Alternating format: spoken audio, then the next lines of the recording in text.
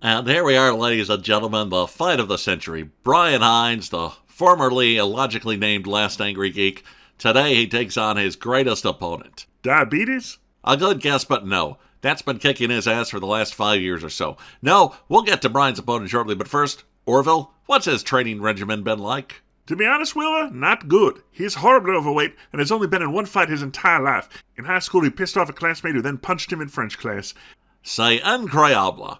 Well, can this middle-aged YouTuber win the fight of the century? And why is it being called the fight of the century this early into the 21st century? Well, we'd like to thank this fight's sponsor, Armor Hot Dogs. What kind of kid loves Armor Hot Dogs? Well, whatever kind of kid that was, Brian was one of them, apparently, as he's been eating a steady diet of the tubed meat this last week. Not surprising, as they were provided free to the fighters. Speaking of which, here comes the second fighter now. Ring the bell!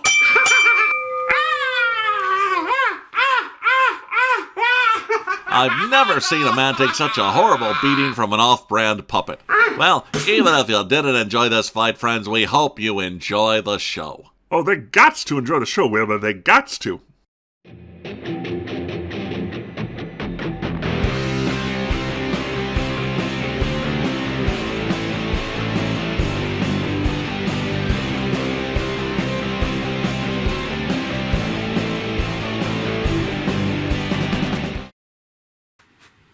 Welcome back to Comic Book Issues. I'm your host, Brian Heinz.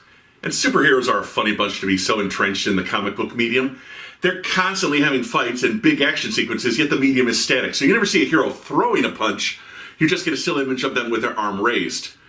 That said, there's no denying that action is an intrinsic part of the superhero formula. Some characters get by with powers and others rely purely on their fighting abilities. But who is the best pure fighter out there? Well, would you believe, according to writer Tom King, it's Dinah Lance, the Black Canary. Black Canary is none other than second-generation superhero Dinah Lance. Following in her mother, Dinah Drake's fish-netted footsteps, she acted as a street-level vigilante, armed with superior fighting skills and a devastating sonic cry. Dinah made her way as a member of both the Justice League and the Birds of Prey. Most often paired with their on-again, off-again romantic partner, Oliver Queen, the Green Arrow, the Black Canary has been a consistent force of good in the DC universe since her debut in 1947. With strong moral character and a sense of humor, she took no prisoners and wasn't just there to be eye candy for the boys. Even appearing in live-action shows such as Smallville and Arrow, where the show portrayed 5 different versions of the character. So it's time for that big fight feel as the Black Canary faces off against one of the most dangerous women in the DC universe with the title of Greatest Fighter in the World on the line. This is Black Canary, Best of the Best, Issue 1. In a darkened ring, an announcer begins his spiel. The Emperor's Palace welcomes you to the fight of the century. We follow Dinah Lance, the Black Canary, as she travels via plane and car to a small suburban town as the announcer introduces the first combatant, the world's greatest assassin who has never lost a fight, Lady Shiva.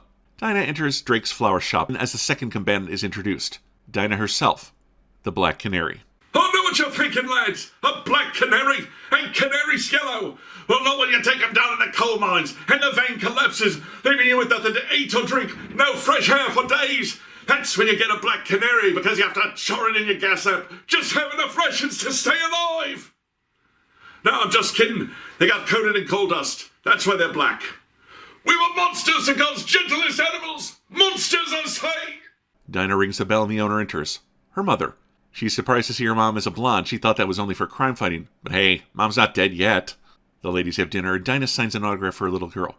She asks if she also wants her mom's, but she already has it. Dinah Drake is a local celebrity here, and the girl's looking forward to watching the fight against Shiva. The rules of the match are no weapons, no powers. First to quit is the loser. Dinah discourages her young fan from watching the match. It's going to be a bit too bloody for her age. The match is being so highly anticipated that it's even being broadcast into space. Dinah Sr. takes her daughter into a barn. There's a ring set up. This reminds me of my indie wrestling days. The company I worked for had a ring set up in the owner's garage to train in. But Brian, I have to ask, weren't you only a ring announcer? Sure, but I trained. I did a push-up once. The doctor told me never again, and I went on a strict diet of donuts and milkshakes. Wasted me life I have! We learn Canary is the underdog in the betting odds. She wants her mom to train her. Her mom is wondering if she shouldn't ask for Wildcat to do the training instead. Dinah wants her. They trade a few blows and her mom easily dodges before flipping her daughter onto her back. No one truly believes that Dinah will beat Shiva. Even Dinah doubts herself, but her mom tells her she has no choice but to win. They hug, but daughter seems overly invested in the hug with her mother. The match begins with Shiva unleashing a series of punches and kicks that send her into the ropes after only 10 seconds. And even the Justice League doesn't understand why Canary is taking on this fight they've all gathered to watch. Outside the ring, things are more difficult for mother and daughter. Drake asks Lance about her relationship with Green Arrow, which she blows off and gets upset to see her mom setting the table. Her mom is fine. She's perfectly capable of setting a table. She's going through a lot, but she is fine. Canary is not doing well, but she gets her breath back while Shiva showboats to the crowd. She manages to roll out of the way of an elbow drop, and both women return to their feet. That first night back, Dinah tells her mom she's going for a walk. Her mom just asks her to get back soon as they start training very early, even as she removes her blonde wig, revealing a bald head. Why shave your head if you're just going to wear a wig? That's a strange choice. She has cancer! I knew that. Dinah heads into a bar to have a drink in the back booth. The commentators and the president argue that Black Canary will lose this fight as she cannot use her Canary Call superpower, while Shiva has never had powers. Shiva is fighting normally, while Dinah must consciously not use the sonic scream that's been a part of every fight she's ever had.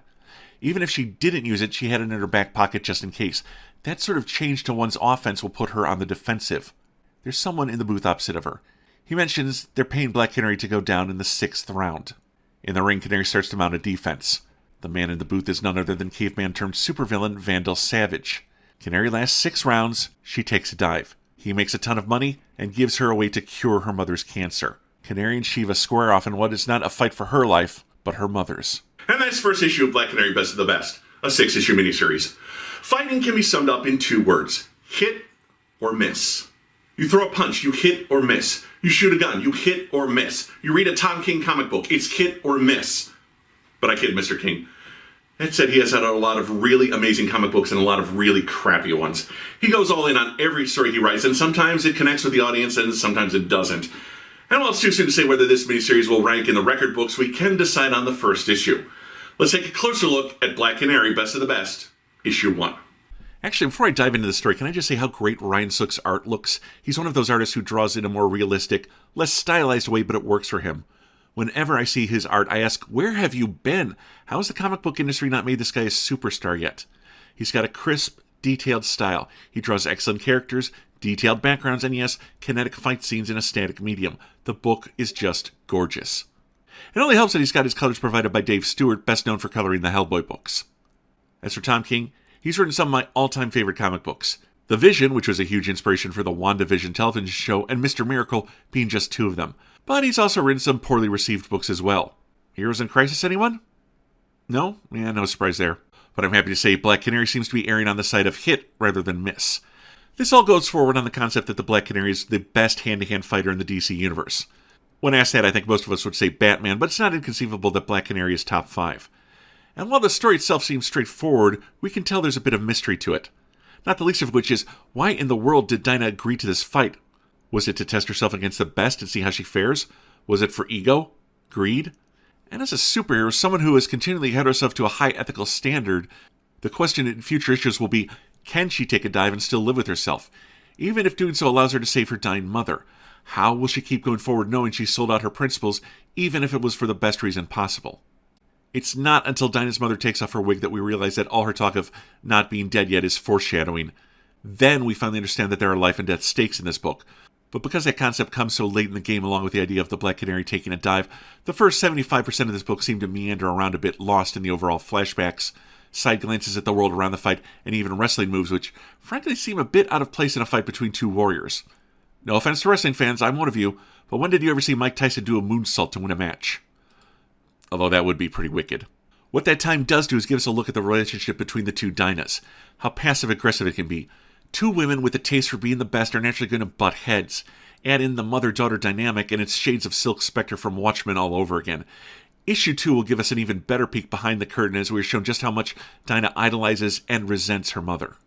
But sticking to this first issue, I can admit that it's almost a perfect blending of story and art. A character study of the Black Canary. Superhero, fighter, daughter. And where do you draw the line on what you can or won't do when you're all 3 of these things?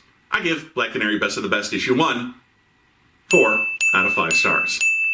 Hey my friends, before I go, can I ask that you please like this video, click the bell for notifications, and subscribe to my channel. And hey, check out my Patreon page. It's patrons like you who help these videos get made. And knowing that I'll never stay down even when my audience is telling me to take the L, I'll see you back here next time for another episode of Comic Book Issues. I'm your host, Brian Heinz.